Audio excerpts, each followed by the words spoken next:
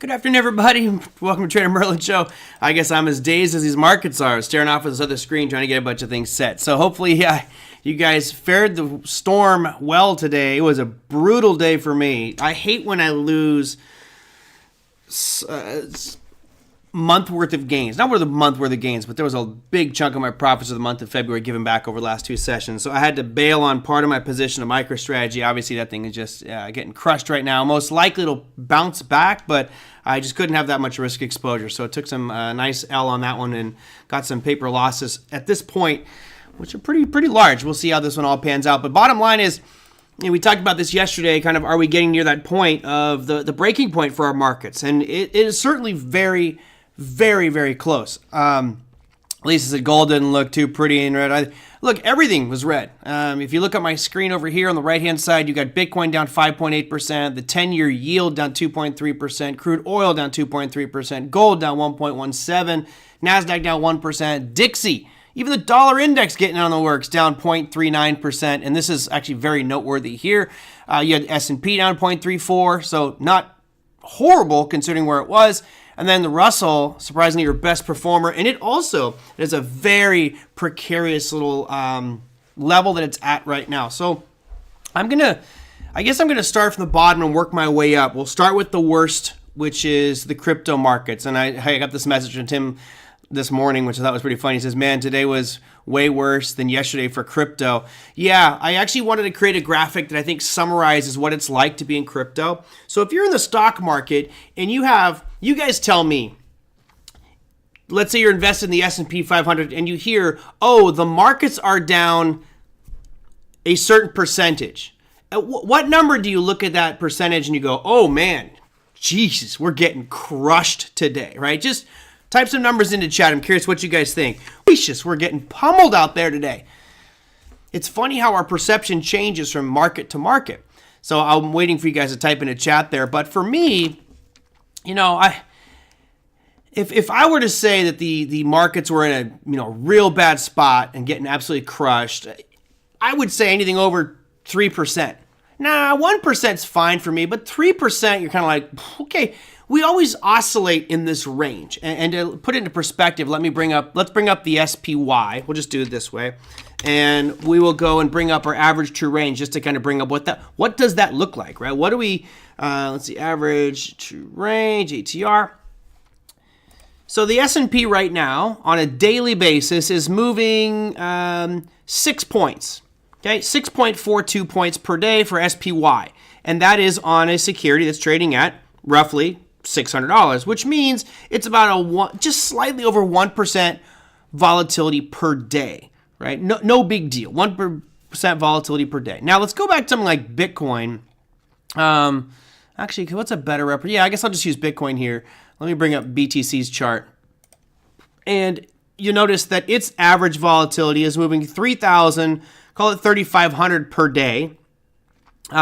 If that was 1%, then Bitcoin's price would be 350,000. This is way more than 1%. I mean, this is over 3% per day that this thing is moving. So for crypto, we kind of desensitize ourselves. Let me see what you see here. Big Ed says 5%. Joe says down 30. Well, you won't see a market, an S&P down 30. You won't see that in one day because of circuit breakers, right? You've got your, now I'm testing my knowledge. I believe it's 7% first circuit breaker kicks in, 15%, and then 21%. I believe are the three circuit breakers. Let me get those numbers down for you just to be sure. But let's go S&P circuit breakers.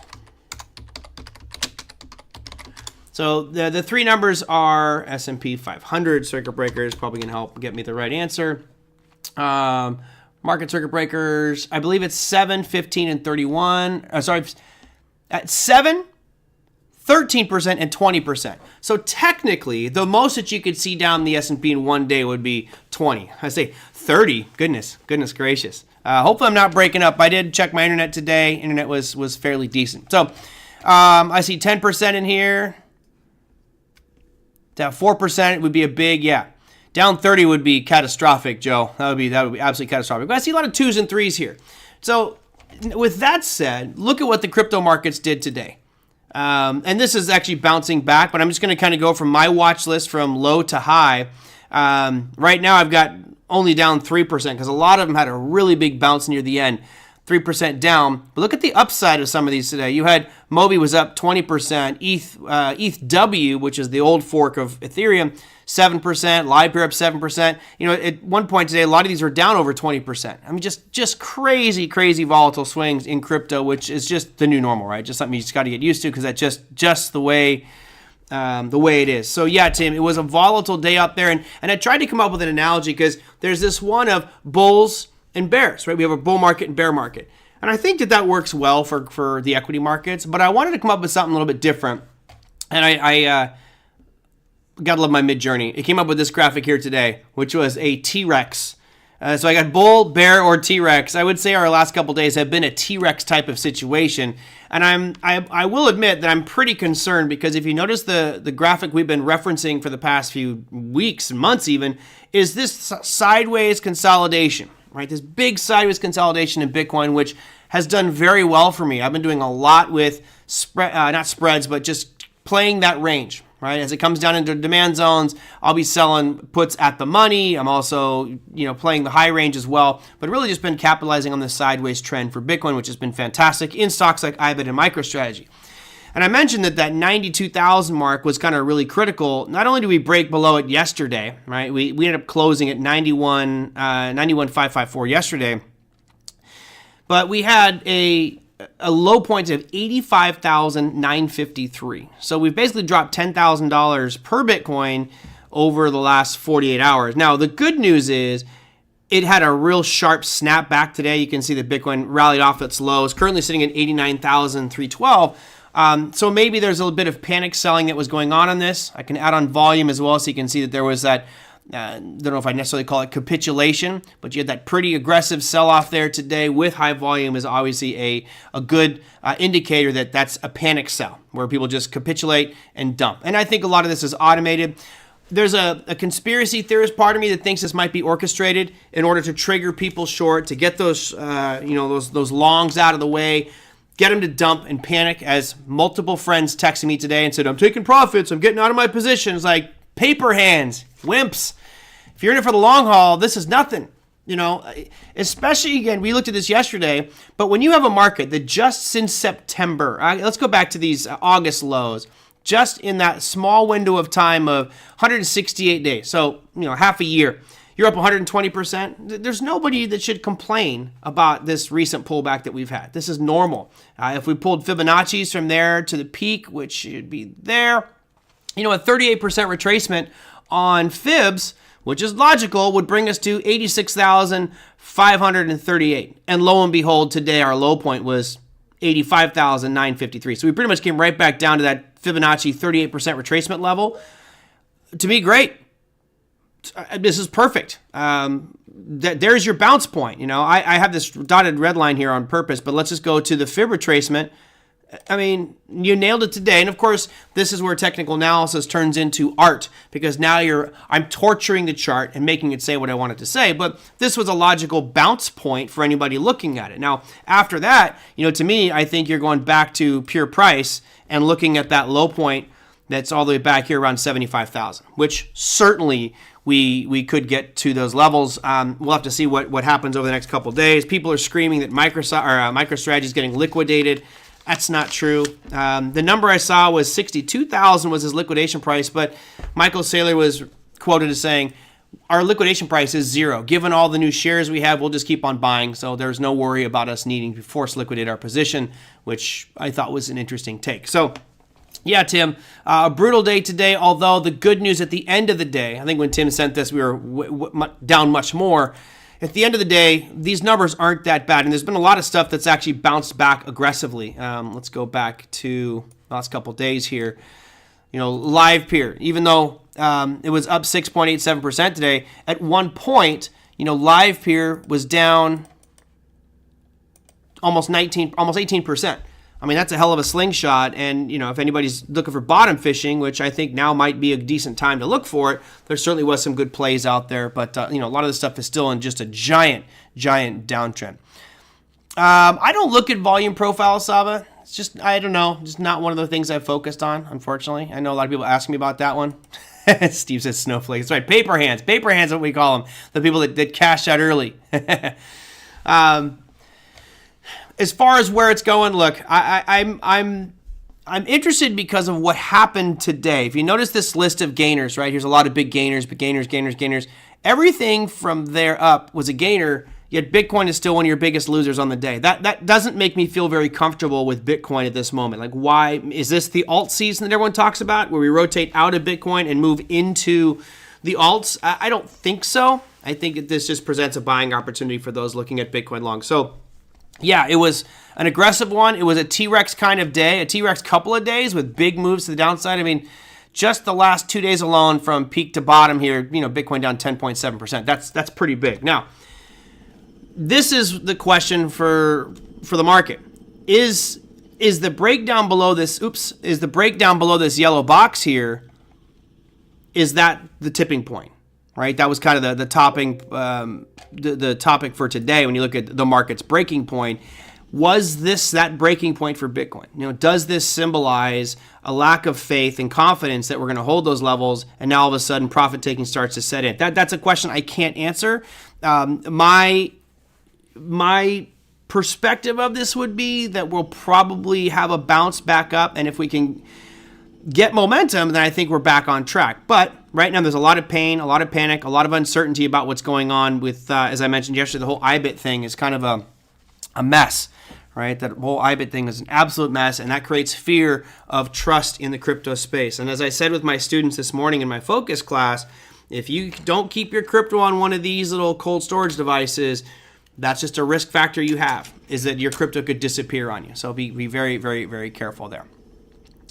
Can you look at BTC on a weekly chart? Yeah, absolutely. We checked that one out yesterday, but let's go. Here's Bitcoin. We'll go to a weekly time frame. And, this does change perspective, in my opinion.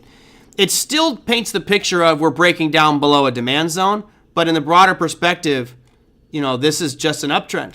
It's looking absolutely fantastic. So, yeah, there's a couple of people that I just don't understand how these idiots can have such followers on social media. One of them is called Ash Crypto, and one's called Finance a Lot. And all these guys do is spread doom and fear and chaos and, oh, this is the worst thing ever. Oh, what's happening? It's like, this is called markets. There's ebbs and there's flows, right? It'd be funny if we actually had someone in the chat named Flo, because we got ebb here, but we got ebbs and flows where the market moves from one point to the other and then it comes back the other way. I mean, even twice a day, we get high tides and low tides in the ocean just because of the way that things pull around the earth. So I'm not too worried. I'm diamond hands with regards to my physical crypto. My tertiary plays, such as my IBIT and my MicroStrategy, I kept the IBIT. I did liquidate a portion of my MicroStrategy just because it was just, I didn't want that kind of risk exposure. And let's look at MSTR here.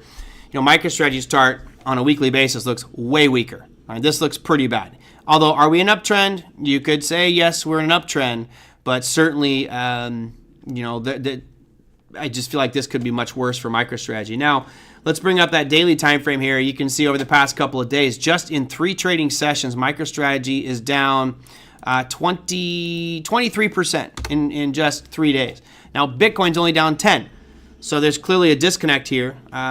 Of course, we are told that there is a 3-to-1 leverage ratio for MicroStrategy, meaning if Bitcoin moves up $1, then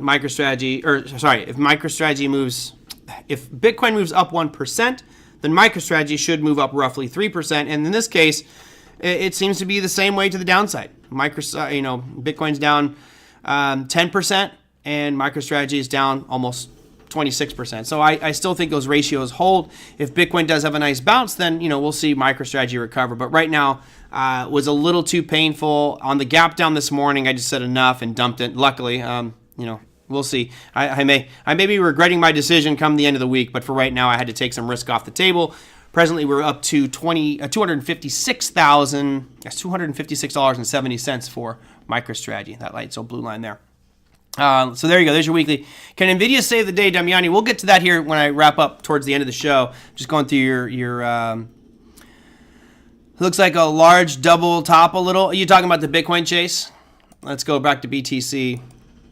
Yeah, I mean, you did have the double top. And if you do on a weekly, that makes it a little bit clearer from a double top perspective, right? So, yeah, you could look at that and say there's a double top. My triggers were keep it in that yellow box, stay in that range, and we broke below it. So now the question is, can we recover?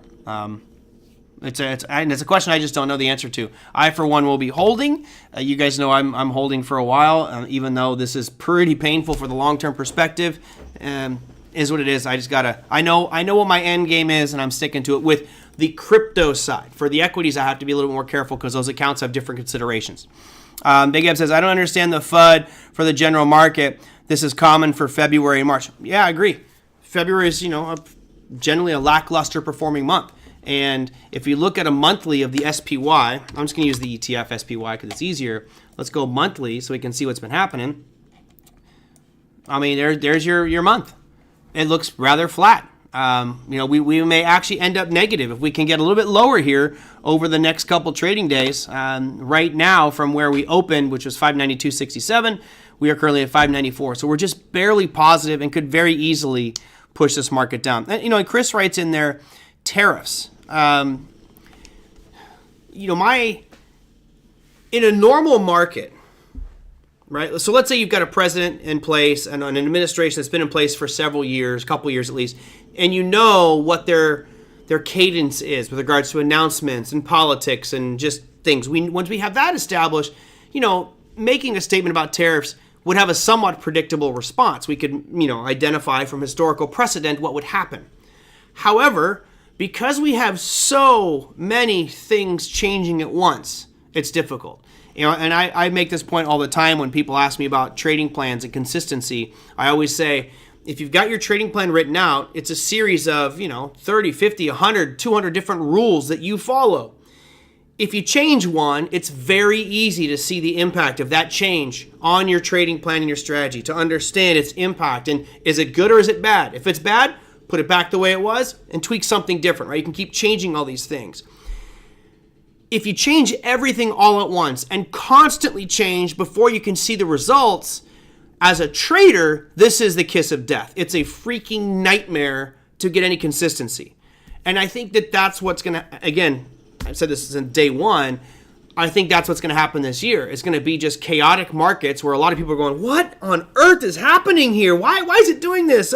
And we could point at tariffs. We could point at political garbage, what's going on just politically with China and Mexico and Canada. That's tariffs, but there's also politics behind it. And then you throw in Russia and Ukraine, and all of a sudden now it looks like the European Union's turning against the United States. And then you go into, slashing jobs and unemployment and inflation. It's like, oh my God, there's just so much here. It would behoove you, I think, to just kind of take a step back from maybe your normal share size and scale it back a little bit and be ready for these kind of crazy volatile swings. I think that this is the new norm for a while. I see here, what did I write? And it says, and certainly more excuses. Steve says, Trump has zero cadence, just flies by the seat of his pants. I'm sure in his mind he has a plan in place, right? But again, making so many changes will make it difficult for all of us. So you just got to be careful here. Maybe that'll start to calm down in about a year, but I think the next year certainly is going to be very, very aggressive. Yeah. What else can you say? Now, let's go back to my discussion here of markets at a breaking point, because there are some interesting pieces. Now, we started at the bottom with Bitcoin. I'll get to the 10-year in a second. Let's talk about the broader market indexes. So the Nasdaq, for example. If I go back to a daily on the Nasdaq here, we did break this trend line. That's now officially done. However, I've mentioned that I still stand by this line, this 20,718 on the Nasdaq 100s, is that's the real change of sentiment, right? We could make an argument that if you put a rectangle box, my little favorite yellow box around here, that would just be consolidation. And to be honest, we've pretty much stayed within that range since November of last year. Just lots of chop, lots of activity, but a wide range, and we're staying in it. We've had an aggressive sell-off in the Nasdaq over the past 5 trading sessions to the tune from that peak we had on February 18th to our low point today, 5.96%. That's not that bad, right? Not that bad. Now, If we get below this number here, then I think we really have to reevaluate, especially for those of you who are long. Tech today got a pretty big butt whooping, got a big spanking. For those, and I know there's many here who are big time long tech, and I'm bullish on tech as well. But if we start to break below these levels, that could trigger more program selling, in my opinion, and that might push markets further and create buying opportunities. I don't think that this is a collapse of the markets. Let me make that clear. I'm not saying, oh, here comes our 50% decline in the equity markets. I don't think that's happening. But do we get a 10%? I wouldn't see that being out of the ordinary. And if we got a 10% pullback from the highs on the Nasdaq, where would that put us? Not much far lower than that. It actually put us right at the next area of demand, which would be right around 20,000 even. Convenient, 10% and the 20,000 number. Perfect. Now, S&P, same picture, right? A little bit faster of a sell-off. I thought we'd sell off for about 3 or 4 days, but slowly, this has been 4 days of aggressive. Same picture, though. I'm going to put this yellow box around here. It's pretty much the same thing as we saw with that Nasdaq, which is this kind of sideways consolidation since November, since the day he won the election, the day he won the election, we've been pretty much sideways. Now, what would 10% off those all-time highs for the S&P be? Well, let's go back to that one. I'll click there. 10% off would be a bit of a more drastic picture than we saw with the Nasdaq. That puts us right around 5,500 on the S&P. And I wouldn't see that as being a bad thing. Just look at that line. I think if you looked at it from this perspective, people go, oh man, that'd be really bad. Really? I don't think that would be bad. It looks like just a blip on the radar compared to what we've had, this just monstrous rally. But certainly I think that could happen. I wouldn't say the S&P is on a breaking point. I would look at the Russell as definitely on a breaking point, right? That Russell right now has got this really weakening pattern. Today, we tiptoed down below that demand zone again. So in my mind, because where we closed, this is a violated zone. But I'm going to leave it there because visually I think it does tell a lot of stories here. This to me seems very bearish. However, it's a hammer formation. It's like a long bottoming tail. I think it's actually clear. See if it's clear on the IWM. No, not clear on the IWM, so we'll keep it on the future side. And again, does this break? If this does break, then I think very quickly we will find our way from those levels down to this demand zone. It's about another 5% lower for the Russell, and that, again, would be another potential buy point if this happens. Today I closed the SPY puts I bought yesterday. Nice. I mean, you had a decent day for it, At one point for today's activity, I'll leave this 10. I'll take that 10% out. If you look at today's activity from where we closed yesterday, at one point, we were down about 1.28%. Sure, you did okay with that. Sure, it's okay. Let's see. Am I the only one that he's breaking up on? I'm good. Everybody else is good? Am I getting the bang for the buck?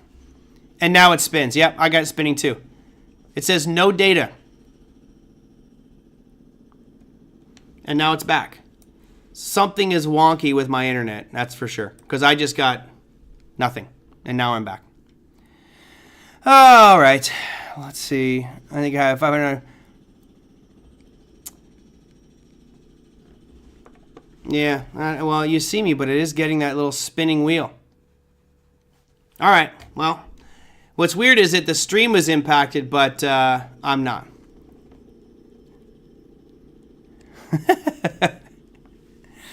Cool. Well, some of you are good. Okay, let me go back to a glycer. All right, hold on. One more test here. I do not know why this is going on. One of the things is they're doing construction and they're just tearing apart the neighbor's house again. Yeah, it's my internet.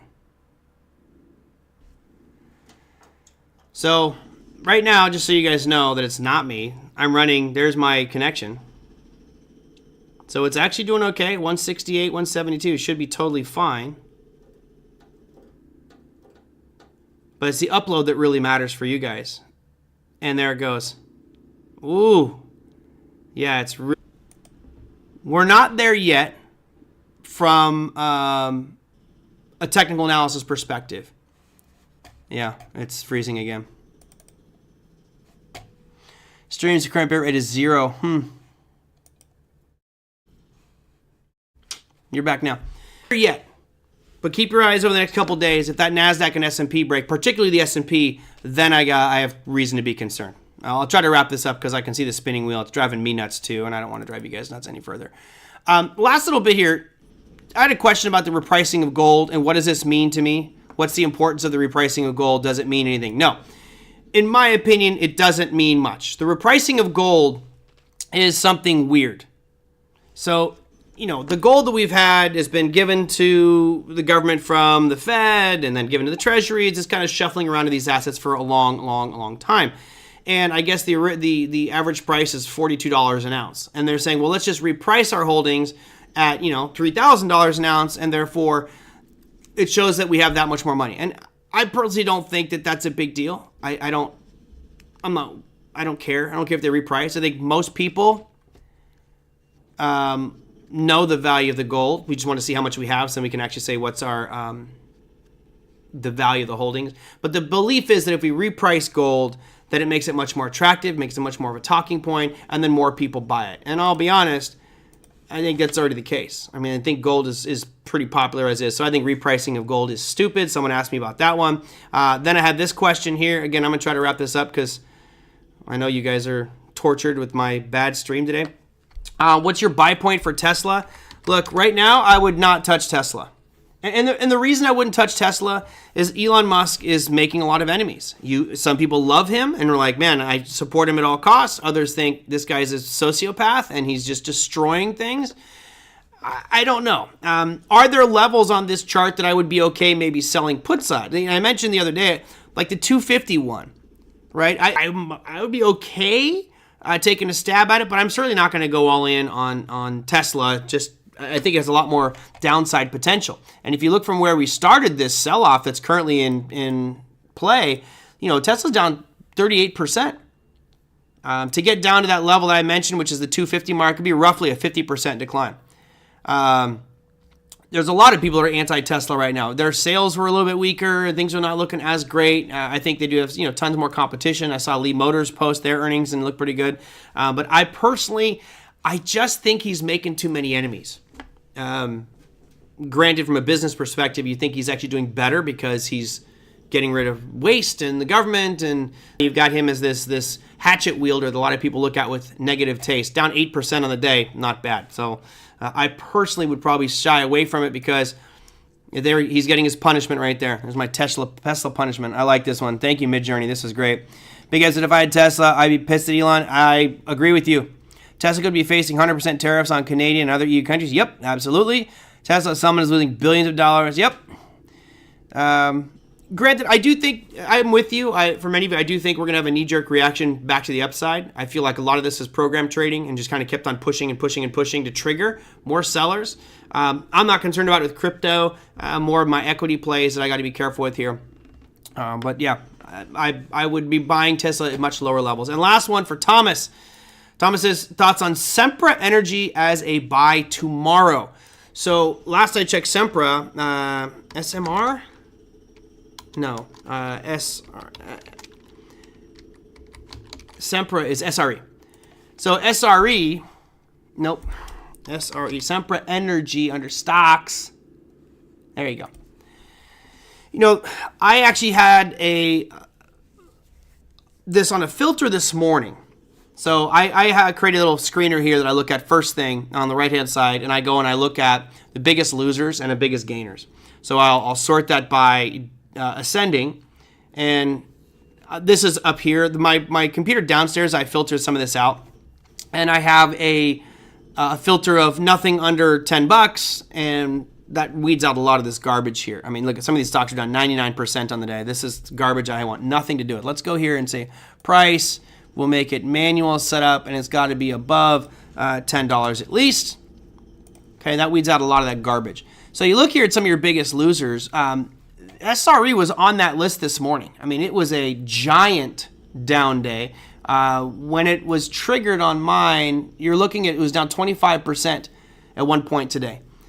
And I was looking at it because we talked about Sempra Energy and how energy plays are I think they're probably going to do well under the Trump administration, and SRE is one of the bigger ones. And it was right into, come on, Merlin. You look at the low point of today. I'll put a horizontal line here, and just on the low point of today, it's right back in this area of demand or the lows from 2023. So I was looking at this and I was like, I got to buy some Sempra Energy. Just a little bit to have on the energy side of my portfolio.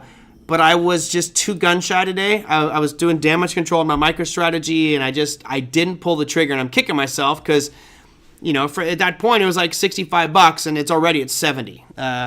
Do I think we'll get a slingshot move to the upside? Look, their earnings weren't too bad. They were supposed to make 160. They came out at $1.50, but their revenue dropped by 23%. I didn't look into why that was, but thoughts on it as a buy tomorrow? I would be just very careful with it. I think you're going to get a knee-jerk reaction. You can tell by your volume spike today.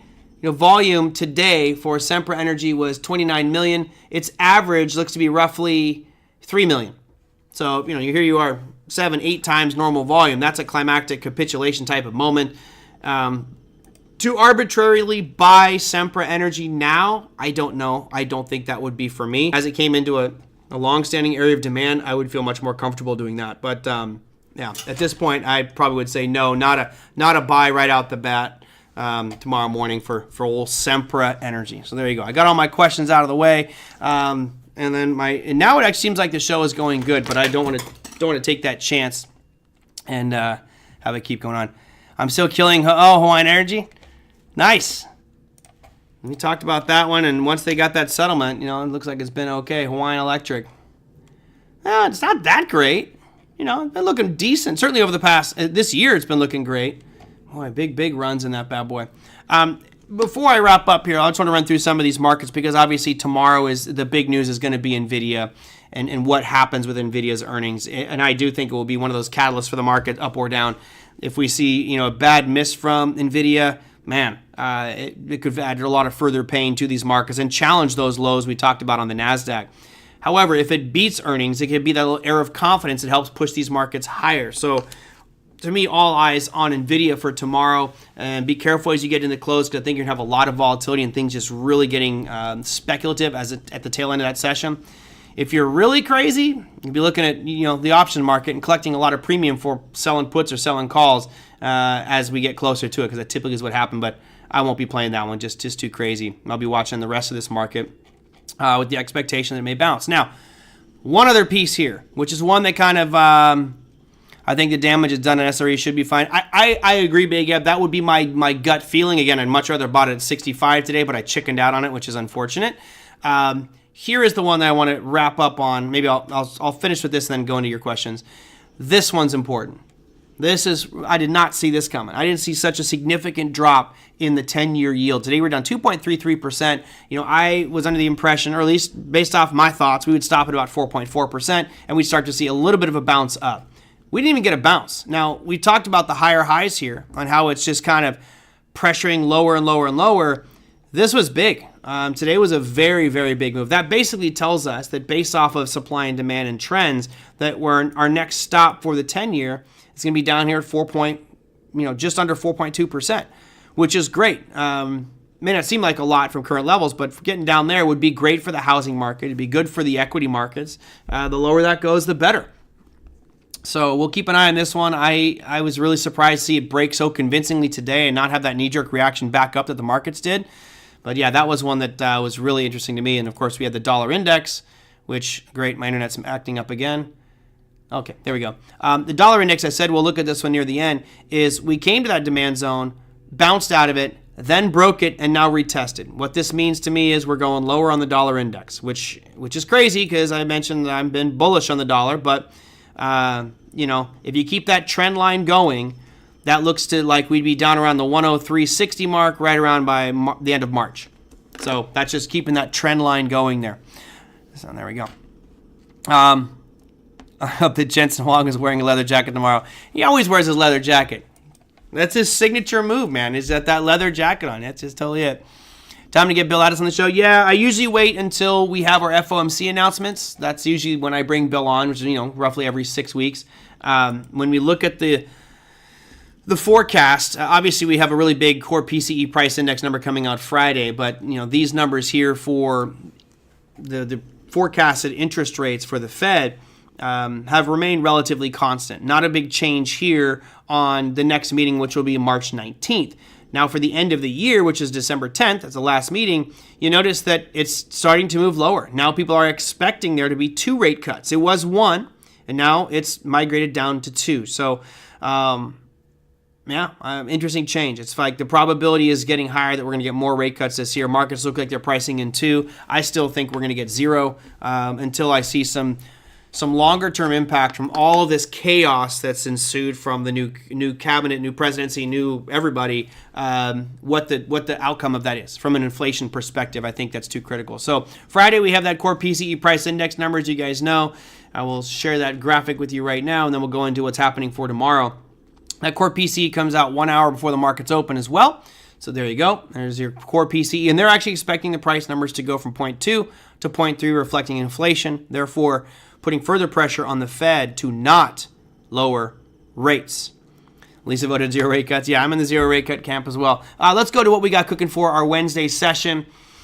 You have new home sales coming out for the U.S. Now, keep in mind, this is what Toll Brother, and I didn't see the other companies say it, but Toll Brother is saying that the higher interest rates are impacting their sales of new homes. Now, if we do continue to see that 10-year drop lower as we looked at here, that may also lead to more buyers for these home builders like Toll Brothers, which has been absolutely getting crushed recently.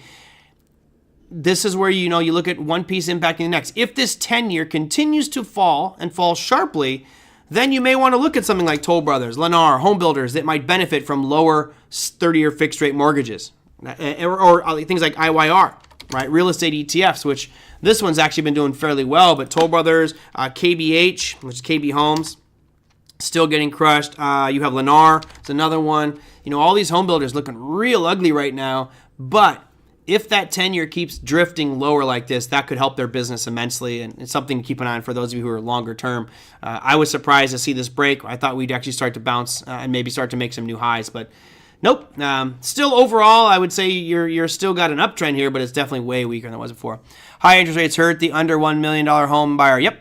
Yeah, the over $1 million, well, remember, a $1 million home in Orange County, Big Ab, is poverty level. Like, that's like entry level for Orange County. But you're right. Nationally, under $1 million, those people are generally more dependent on their salary to make those payments. Where, national average over $1 million, yeah, you got people who have money. They're not too concerned about the mortgage rates. So, yep, absolutely. Does a 10-year going down mean higher SPY? Yes. In theory, it should, right? Because it's more a sign of economic growth. If there's economic stagnation going forward, there's this inclination that you're going to have to borrow money. You have to pay more money, right? You have to pay more money for it. So yes, in theory, lower bond yields. Oh, I don't have lumber on this one, but been a crazy run. All right, I'm going to wrap this one up before this spinning wheel drives me crazy. It says I've got no data, and it's totally intermittent, so I'm not sure what's causing that. I'll reset everything in my house, see if I can get that one fixed. But my apologies for today. I don't know why that's happening. Yep. Sorry, Lisa. All right, so yeah, it's not spinning now. So tomorrow, let me know what you guys want to talk about. I want to thank you guys that sent in the questions, the comments. We had quite a few today. So Thomas and Scott and Tim, thank you for the questions. Yeah, markets are on a breaking point, but we have to go down a little bit further on those broader market indexes to get to the point where it becomes a real concern. Right now, I think we're still overall bullish. This is just, I would say, seasonality, normal February, and we'll see what happens in the next couple of days. But if you guys have something you want me to discuss on tomorrow's show, email me, tradermerlin@gmail.com. Send in your topics, questions you have about the markets, whatever you want to know about, and we will dive into that on tomorrow's show. So thanks, everybody. I will see you tomorrow.